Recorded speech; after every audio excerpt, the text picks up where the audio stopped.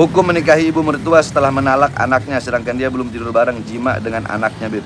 Itu kemarin kan Ana udah jelasin. Ana waktu live kemarin Ana bahas tentang bab insof. Itu Ana sabukul lisan. Sabukul lisan.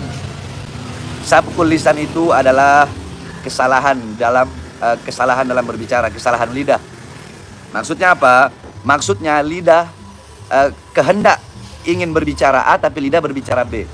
Jadi apa yang dibicarakan tidak sesuai dengan kehendak. Itu namanya sabukul lisan. Kesalahan dalam berbicara atau lahan. Kemarin itu Ana bilang di video, apabila kita menikahi seorang anak, ya, apabila anak itu belum disetubuhi, maka kita boleh menikahi ibunya. Itu salah. Kebalik. Bahasa Ana tuh kebalik. Harusnya apabila kita menikahi ibunya, seorang janda, kalau belum disetubuhi maka boleh menikahi anaknya. Harusnya seperti itu. Sabukul lisan. Ana sabukul lisan. Itulah Habib Bahar ya. Jadi ketika keliru ya, terus ada mungkin yang mengingatkan, maka beliau mengatakan ya keliru, keceplosan, terbalik gitu. Artinya nggak ngeyel gitu ya. Padahal mungkin koreksinya yang berbutuh konten wallahu alam apakah sudah ada sebelum saya atau tidak. Itu klarifikasi sudah ada sebelum konten saya ini ya, tetapi apa yang saya sampaikan kan biar orang itu yang mungkin tidak mendengarkan klarifikasinya ya tidak termakan dengan kekeliruan itu. Jadi terbalik. Mestinya maksudnya itu kalau menikah dengan dengan ibunya lalu belum jima maka boleh dengan anaknya. Bukan menikah dengan anaknya belum jima lalu boleh dengan ibunya ya. Ya sedikit banyak salut lah ya. Adalah sense merasa kalau salah ya salah, sabukul lisan lah ya. Padahal kalau mau main adu-aduan ya, misalnya masih mau ngeyel-ngeyelan itu bisa aja dia buka-buka tafsir Ibnu Katsir, mencari riwayat yang mengatakan sama saja mau ibunya kayak yang belum disetubuhi atau mau anaknya yang belum disetubuhi sama saja. Tetapi ini kan kita ada etika, bicara di publik itu ada etika. Jadi kita itu kalau mengutip ucapan-ucapan ulama itu jangan telanjang, tapi kita kutip secara utuh. Dalam At-Tabari itu merilis banyak riwayat, lalu apa yang ditarjih oleh At-Tabari itu bagaimana gitu ya. Begitu juga Ibnu Katsir itu menceritakan banyak jalur, lalu apa kesimpulan akhir. Ini namanya kita bicara yang sudah produknya matang. Jadi sudah output aplikatif ya. Kalau kita sudah tahu itu diharamkan oleh 4 ulama madhab, diharamkan oleh 7 ulama fikih sebelum ulama madhab yaitu ya fuqaha as-sab'ah, ya sudahlah. Kalau kamu masih mau ngotot ya silakan, entah ikut siapa. Misalnya saya ikut ini. Sebetulnya kawan-kawan perlu kita pahami, kita berpegang kepada 4 madhab itu bukan karena mereka yang paling benar, posisinya bukan di situ sebetulnya. Tetapi ini jalur-jalur yang paling tertatuin, yang mudawwanah, yang transformasinya kepada kita itu jalurnya lurus, jalurnya jelas. Kalau kamu tiba-tiba keluar dari 4 madhab ini, bukan kamu khawatir terjebak kepada pendapat yang salah, tapi kamu khawatir terjebak kepada pendapat yang tidak benar penisbatannya. Misalnya kamu merasa saya mau ikut pendapatnya Abu Bakar As-Siddiq, saya mau ikut pendapatnya Ibnu Umar, lebih hebat dari Rasulullah, lebih hebat Allah Karim, lebih hebat dari Imam Syafi'i, lebih hebat dari 4 ulama madhab, ini sahabat. Nggak begitu cara berpikir, nggak begitu. Kamu mau ikut ucapan Abu Bakar, kamu tahu dari siapa ucapan Abu Bakar itu? Mesti kamu baca di kitab. Bagaimana komentar yang merilis ucapan itu yang penting. Itu namanya kita tahu diri. Kita bukan koki yang mau merumuskan hukum ini. Kita sudah konsumen. Kita sudah memanfaatkan konsep-konsep yang sudah matang. Makanya kalau ada pendapat yang menyelisih 4 ulama madhab, jangan dipakai. Apalagi sensitif sekali dalam masalah pernikahan. Ya. Tapi kalau dalam perdebatan kan biasa kita di Indonesia. Yang kemarin bilang milkul yamin lah, berhubungan badan tanpa pernikahan menghidupkan konsep di zaman Rasul, kan ada begitu kan, muncul aja begitu.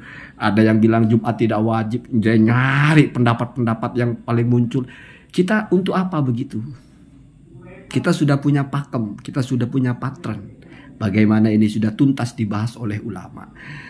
Jadi saya itu ingin mengajak kita itu memandang fikih ini produk matang.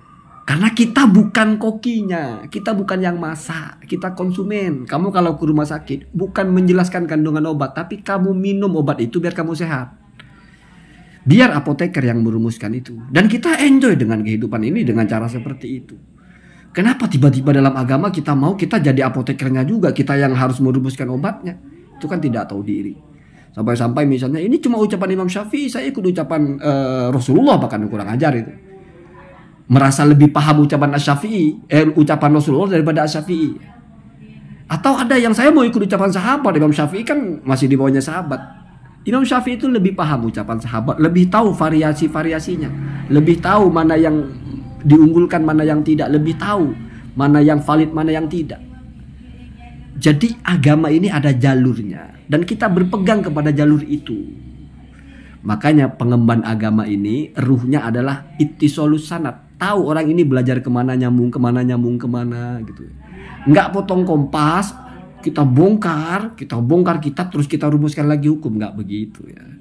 Nggak ada ulama itu, nggak ada kita berpikir dengan cara begitu. Jadi masalah munakahat, kita tidak boleh mengucapkan hal-hal yang di luar dari konsensus. Walaupun bahasa di sini nggak ada bahasa ijma yang keseluruhnya, tetapi adanya bahasa jumhur. Ya, tetapi kalau kita bilang di bawahnya itu yang menolak ini adalah ittifaq ashab. Ittifaq madhhabul arba, juga ittifaq ya, kesepakatan bahwa tidak ada perselisihan sama sekali di antara fuqaha as-sab'ah. Itu sudah paling kuat, Pak ya. Artinya kalau masih berani mengamalkan itu, nanti kan repot kamu. Kamu di Indonesia ikut madhab siapa, tiba-tiba kamu sudah kawin sama anaknya nggak cocok, belum kamu jima, kamu mau kawin sama ibunya. Terus kalau kamu punya anak, status anak kamu itu apakah itu anak kamu apa bukan? Nanti ditanya, misalnya anak kamu itu perempuan, nanti ditanya siapa bapaknya kamu. Terus yang mendengar itu, kamu apa status dengan ibunya dia? Ya istri saya. Tapi sebelumnya kan kamu sudah menikah dengan anaknya. Tapi saya ikut pendapat yang boleh. Kacau Pak, kacau. Jadi kamu akan termarginalkan ya. Jadi ya untuk apa kita itu, apa bahasanya ya? Saya apresiasi Habib Bahar nggak sampai sedetail, nggak sampai mau mencari-cari pembenaran gitu ya. Sudah cukup selesai, dan memang berarti itu bukti bahwa memang bukan salah paham, tapi memang salah ucap saja ya. Padahal yang namanya salah ya bukan hanya salah ucap, Pak. Ulama sekaliber ashab Syafi'i yang salah paham itu, ashabul wujuh itu ada salah paham dengan ucapan Imam Syafi'i. Itu direportase oleh hampir semua ulama ketika membahas satu bab. Jadi kita tahu namanya Ibnu Zubair kalau tidak salah, Muhyiddin pokoknya Ibnu Zubair kalau tidak salah, itu yang berpendapat kalau melafadzkannya itu wajib. Jadi talafud itu wajib karena salah paham kepada ucapan Imam Syafi'i. Jadi kata Imam Syafi'i itu, kalau saya riwayatkan secara bahasa saya gitu ya, man nawa hajjan aw umratan ajza'ahu wa illam yulaffid. Barang siapa yang sudah berniat dalam hatinya haji atau umroh, maka cukup walaupun dia tidak melafadzkan apa-apa. Bihilafi sholah, berbeda dengan sholat, fa innaha la tujzi'uhu illa binutqi, kecuali karena kalau sholat itu harus ada yang terucap.